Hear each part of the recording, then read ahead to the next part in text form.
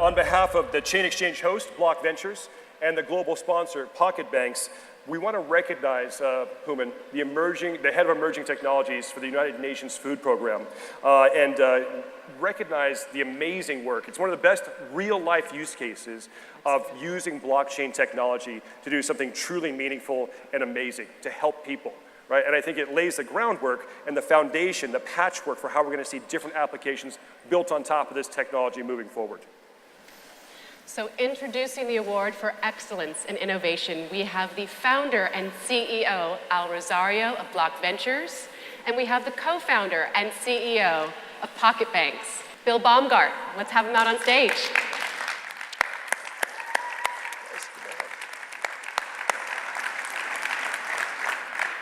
Welcome, guys.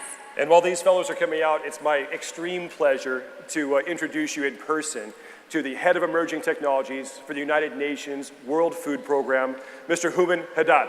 Please, large round of applause.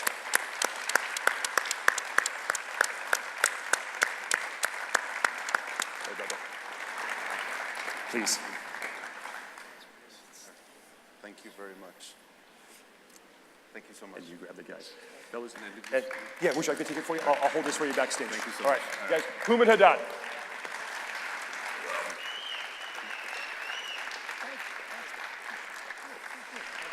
Good evening, everybody. It's an honor to be here. It's hard to believe, actually, that I am here accepting this award.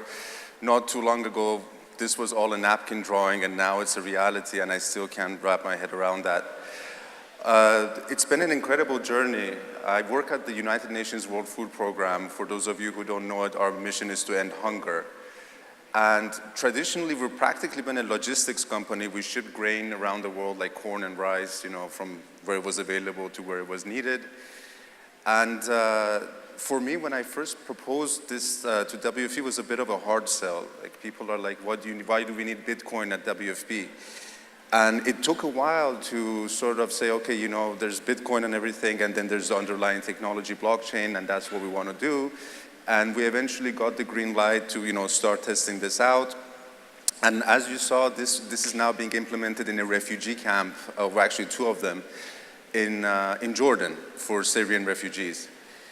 So we went there, we visited the place and everything, and it's a bit surreal, you know. It's in the middle of the desert, there's really nothing there, and there is a relatively well-stocked supermarket. They have everything from pasta to olive oil to, you know, whatever else you would expect, but there's not much else.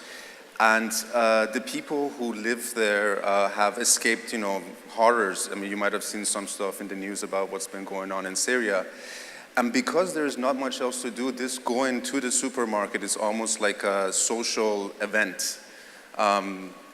In one of the camps in particular, people go 14 times a month, and the average outside the camps is twice a month.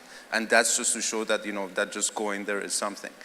And it became important then not to change this experience for them. You know, it was a sort of a source of stability, sort of something concrete they could measure after everything they had escaped. So that was when it really hit me, like, what we're dealing with here. You know, this wasn't just a simple experiment. This had to work.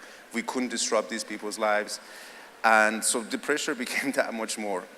It so happened they were already using iris scanning technology to purchase their food. And in order not to make a disruption, we just connected that to our blockchain system, and we used the iris scan to trigger the private key of beneficiaries, again, to try to minimize the change in their experience.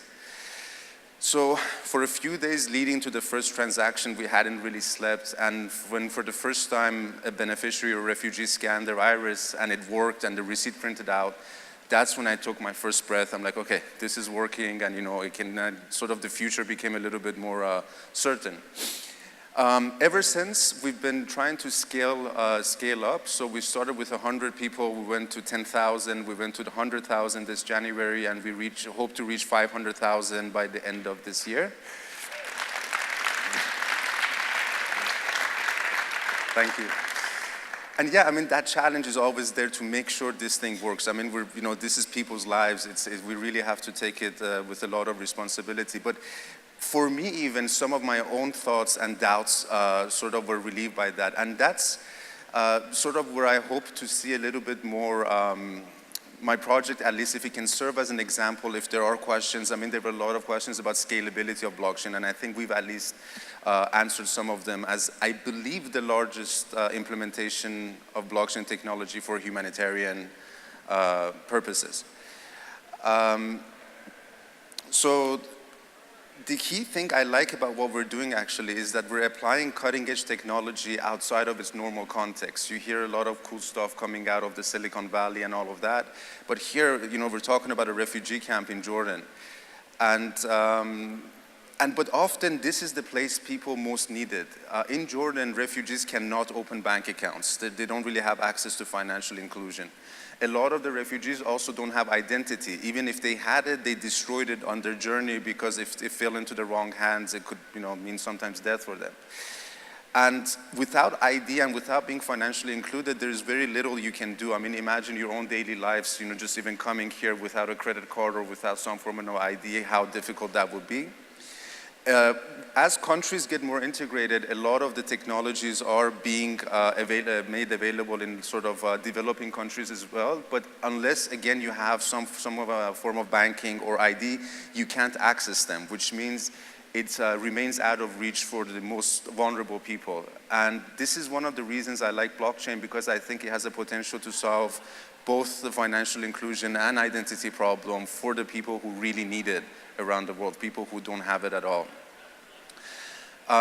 For this to work, though, I do think, again, we have to realize it's new, it's emerging, we need to test it carefully, especially when it affects people's lives. But I think the theory is sound, and I hope projects like ours show that it can work. But I think there also needs to be a lot more collaboration, especially in the blockchain space. We need to break out of silos and direct competition, and things need to be developed collaboratively for things to work, especially in the humanitarian context. And this is something I hope we can achieve. Again, it's been an honor being here. Thank you very much for your time, and I'm going to be around for the next couple of days, so hope to get a chance to speak to some of you.